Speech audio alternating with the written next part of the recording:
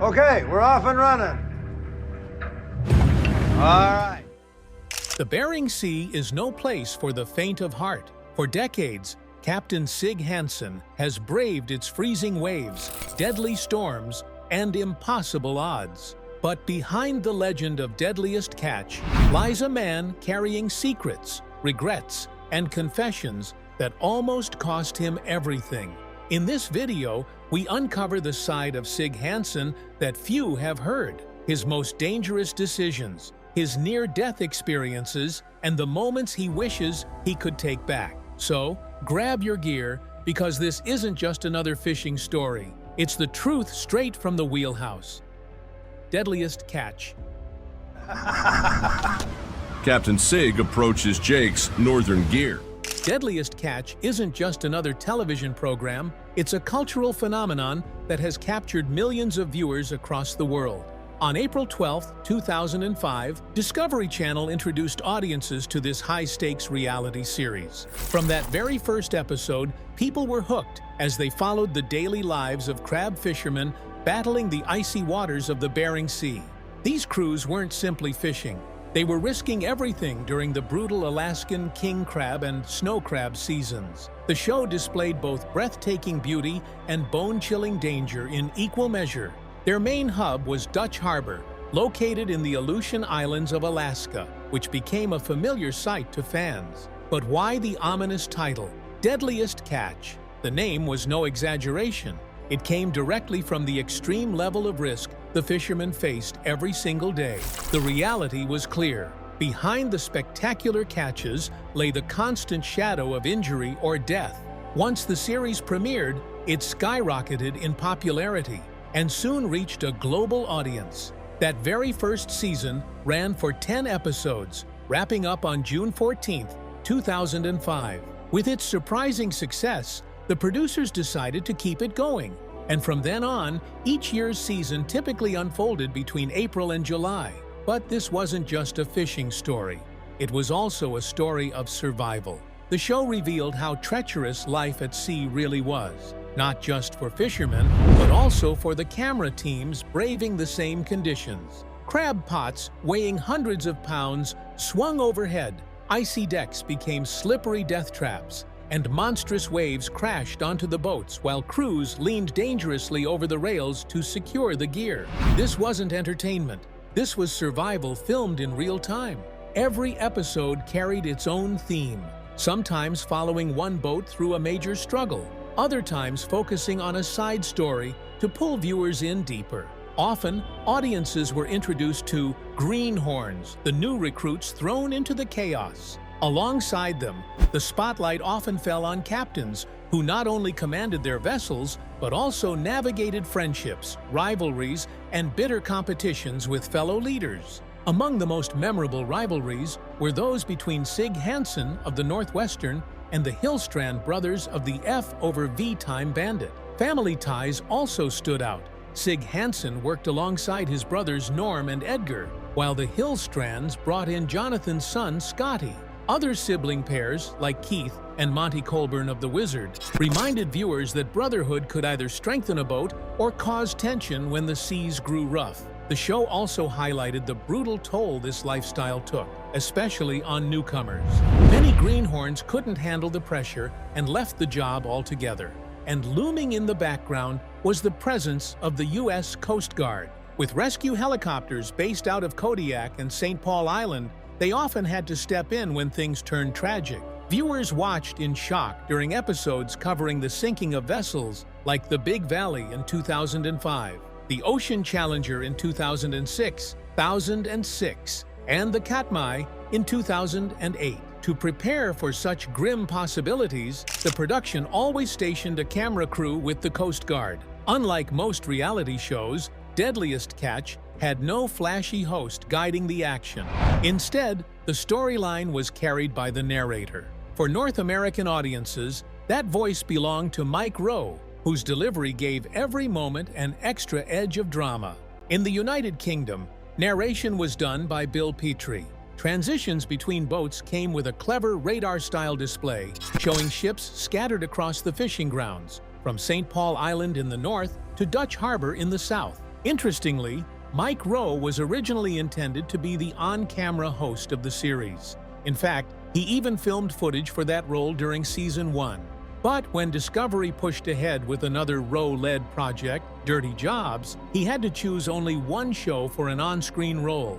Most of his Deadliest catch footage later appeared in a special behind-the-scenes episode instead. By the time Season 3 wrapped up, producers introduced a companion series called After the Catch. This spin-off allowed captains to sit together and share roundtable conversations about the chaos, triumphs, and tragedies captured on film.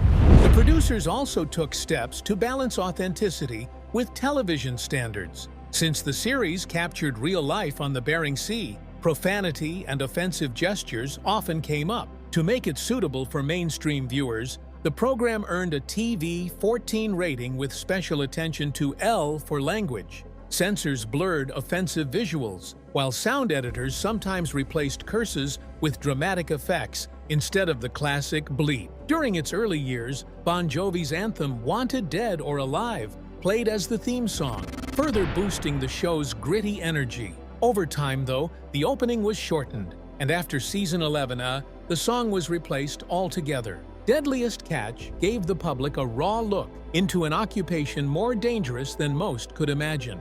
According to federal statistics, commercial fishing had already been labeled America's most hazardous job.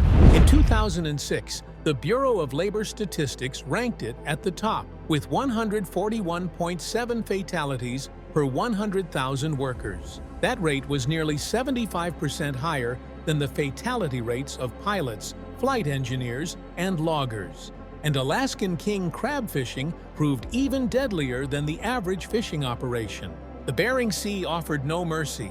Severe storms, rogue waves, and freezing ice made survival itself a gamble. With heavy machinery in constant use on rolling decks, injuries were almost guaranteed. By 2025, the fatality rate for Alaskan crab fishing had climbed to more than 300 deaths per 100,000, with the overwhelming majority caused by drowning and hypothermia. For many watching from their living rooms, it was chilling to realize that each episode was built on real risks, not scripted drama. The series began under especially tough circumstances. That first season coincided with the final year of the Derby-style king crab fishery. Back then, fleets of boats raced against one another to catch as much as possible in a short, intense window of time. Soon after, the system was replaced with individual fishing quotas, or IFQs, which allowed licensed owners to catch their allotted share at a steadier pace. In theory, this would make things safer and also help stabilize the crab market. But reality had other plans. By 2006, foreign crab imports hurt local profits, and many smaller boats found their quotas too tiny to cover costs. The fleet shrank dramatically, from over 250 boats down to about 89 larger vessels with the resources to survive. For the men on screen, life remained unforgiving. Poor performance wasn't tolerated. Greenhorns often bore the brunt of harsh criticism and, at times, outright bullying. In one infamous incident, a rookie stormed into the bridge to challenge his captain over what he felt was unfair treatment. The moment the vessel returned to port, he was fired. In another case, tempers boiled over on the Wizard when a greenhorn retaliated against harassment by sucker-punching a veteran deckhand. Viewers were divided, but the captain's decision was final. The greenhorn was immediately dismissed. As the series grew, the producers peeled back the curtain with behind-the-scenes specials. These revealed just how grueling production really was. A small crew lived on each fishing vessel, often shooting with handheld Sony HDV cameras. Additional stationary cameras were mounted throughout the ships, recording non-stop as the fishermen battled the elements. For sweeping exterior shots, helicopters, chase boats, and even underwater cameras were used, including some attached to crab pots themselves to capture a crab's eye perspective. By Season 9, new filming methods were showcased, including divers capturing footage underwater in Dutch Harbor and advanced aerial shots using the same camera rig once featured in the James Bond film Skyfall. Wireless microphones worn by fishermen, combined with shotgun mics on cameras, captured authentic sounds of life at sea. Still, the conditions were brutal on the gear. Saltwater corrosion, freezing ice, and constant accidents routinely destroyed equipment. Production challenges aside, the heart of the show remained the same, telling the raw, dangerous, and human story of men who risked their lives for a living. And through it all, Deadliest Catch stood apart, not as a polished reality show, but as an unfiltered glimpse into one of the deadliest jobs on Earth. Issues behind the scenes.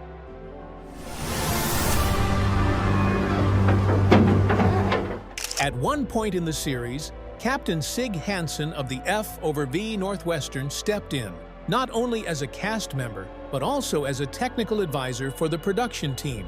His knowledge of the Bering Sea and crab fishing proved invaluable. But filming Deadliest Catch was never safe.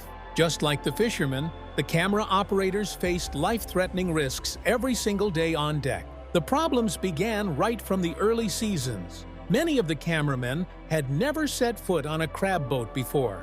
Suddenly, they were thrust into a world of swinging steel pots, freezing winds, and decks slick with seawater. Captain Sig Hansen once shared with Jimmy Kimmel that he had to yell at a cameraman and pull him away only seconds before a 900-pound crab pot came crashing down where he was standing. Without Sig's quick reaction, that man might not have survived the first season. Another frightening incident was later shown in the behind-the-scenes special. A cameraman, not paying attention, stepped into an open hatch on deck and fell. His leg dropped straight through the hole, and he ended up breaking 3 ribs. According to long-standing crab boat tradition, the injured cameraman owed the entire crew a case of beer after the accident. It was a harsh but oddly fitting reminder of the unspoken rules of life at sea. Conflicts also erupted between the film crew and the fishermen. In Season 4, Captain Keith Colburn of The Wizard lost his temper during an argument with his brother Monty. He demanded that the cameras be shut off to hide the fight. The crew obliged, but the brothers forgot one crucial detail. Their wireless microphones were still live. Their heated argument was captured and later aired, revealing just how raw and unfiltered the show could be. That same season, on the F/V Cornelia Marie, Captain Phil Harris asked cameramen not to reveal the extent of his injuries, fearing that word of it might keep him from fishing. Acting Captain Murray Gamrath, worried for Phil's health, even asked a cameraman to quietly keep watch on him and report any problems. It showed the uneasy balance between telling a story and respecting the personal struggles of the crew. In Season 5, tragedy struck Jake Anderson of the Northwestern. He lost his sister, but the producers respected his grief and instructed camera crews not to film the devastating moment when Jake was told the news. Then, in September 2010, even greater turmoil hit the show. 3 of its biggest captains, Andy and Jonathan Hillstrand, along with Sig Hansen, announced they were leaving due to a legal battle with Discovery Communications. Fans feared the series would collapse, but only weeks later, in October, an agreement was reached, and the captains returned for Season 7. Still, nothing compared to the heartbreak that came on January 29, 2010. While cameras rolled, Captain Phil Harris of the Cornelia Marie collapsed in his stateroom after suffering a stroke. He had been exhausted and went to grab some pain medicine, but never made it back. Second-year engineer Steve Ward found him conscious but unable to move his left arm and leg. Ward immediately called in Phil's sons, Josh and Jake, while reaching out for medical help. Even in that dire moment, Phil was determined that filming continue. According to producer Tom Beers, Phil told the crew, "We've got to finish the story. This is about strength, family, and the bond between a father and son." Respecting his wishes, where doctors performed emergency brain surgery, he fought for 11 days in the ICU before passing away on February 9, 2010. His funeral was honored in true New Orleans style, with the Soul Rebels brass band playing a soulful jazz send-off during After the Catch. It was one of the most emotional moments the series ever captured. With such raw events, the show naturally drew both praise and criticism. viewers couldn't look away. Reports confirmed that Deadliest Catch consistently ranked among Discovery Channel's highest-rated programs. Season 3 alone drew more than 49 million viewers, averaging over 3 million per first-run episode. Season 6 ratings beat Season 5 by over 10%, and the premiere, Slow Burn, set a record with 4.6 million viewers. Later, when Phil Harris's health crisis aired, the numbers skyrocketed. The episode Redemption Day, which covered his death, drew 8.5 million viewers, making it one of Discovery's most watched broadcasts ever. Even years later, the show's impact was clear. In 2016, a New York Times study ranked it among the most liked shows on Facebook, particularly in cold, rural regions near the sea. Places like Alaska and Maine, where people truly understood the lifestyle. Critics also praised it. In 2011, Matt Zoller Seitz described A Deadliest Catch as a true documentary about the toll of relentless physical labor. He pointed out that while other shows like Ice Road Truckers and Swamp People tried to imitate its success, they lacked the psychological depth and raw atmosphere that made Deadliest Catch unforgettable. This was the essence of Deadliest Catch, a series that not only entertained but also documented the sacrifices, dangers, and humanity behind one of the toughest jobs on Earth. And every single behind-the-scenes struggle only made the story more real. The Confessions. Okay, we're off and running. All right. There came a stage in Sig Hansen's long career when he almost triggered a major disaster for Deadliest Catch, not out on the sea, but by revealing the heavy truths he carried. At 59 years old, he had already spent most of his life steering through the ruthless, icy waters of the Bering Sea. During a candid sit-down with Fox News Digital, Sig admitted that the cold storms weren't the only danger lurking in his world. Beyond the violent seas, there were choices. Dangerous ones that could have cost him everything. He recalled one such decision where pride nearly sank him.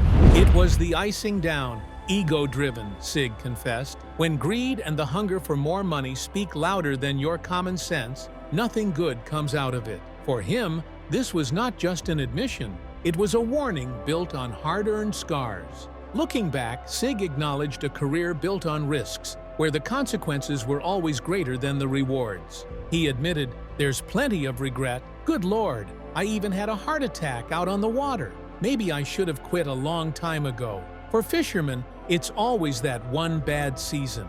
Made mistakes, yes, but luckily, we've never lost a soul. Everyone's still here. That counts for something. One memory from the early days still haunted him. Just after joining Deadliest Catch, a poor judgment call left a crew member seriously injured. Sig recalled, "I won't say his name. I was maybe 27 or 28. A storm had just passed. I saw a wave coming, but I didn't hit the alarm fast enough. It threw him across the deck. His back was badly hurt." Though the man recovered and returned to fishing, Sig carried the weight of it for years. At sea, it's not about minutes, it's seconds. That day taught me. Since then, I never let myself get distracted in the wheelhouse. He added another vow. I never played music up there again, not while fishing. Even with decades of experience, the ocean kept teaching him lessons. One of the harshest came when his boat began icing over in brutal sub-zero winds. Another terrifying chapter unfolded when fire broke out aboard his vessel, this time with his daughter Mandy present. Sig told Fox News Digital having Mandy on board made it worse. If that fire had started just an hour earlier, it could have been a disaster. Thankfully, his crew had been alert, already preparing to fish on deck. Their attentiveness stopped the blaze from turning into tragedy. Sig reflected, "We were lucky. They were ready even after just crawling out of their bunks." A broken body and a heavy heart.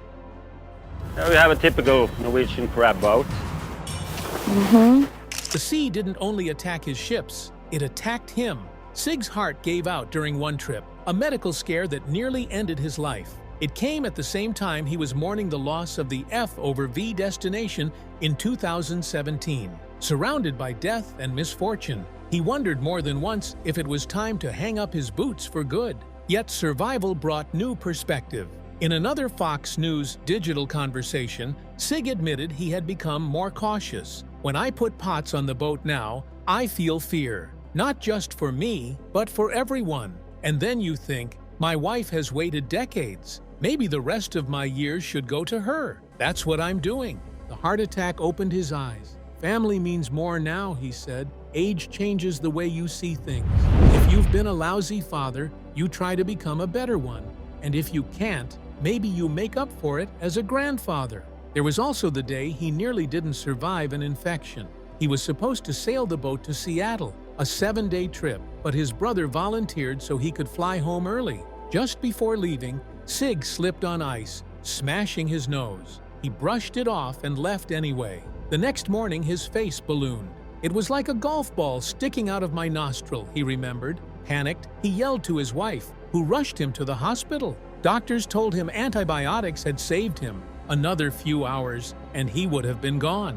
Sig realized if that infection had struck while he was out at sea, he would never have made it back. Even after all these brushes with death, Sig never truly walked away. In Season 21, he partnered once more with Captain Jonathan Hillstrand, chasing a rumored giant king crab near abandoned Afac Island. For Sig, this was proof. He wasn't letting go of Deadliest catch just yet. The sea still called, and his journey wasn't over. So, what's your take on Captain Sig Hansen? Do you feel he went too far opening up about the struggles and close calls he faced on Deadliest catch? Or was it the honesty fans needed to hear? Share your thoughts with us down in the comments. And if you enjoyed this deep dive, don't forget to hit that like button, share it with your friends, and subscribe so you never miss our next upload. Before you head out, stick around and check out the other videos waiting for you right here on the screen.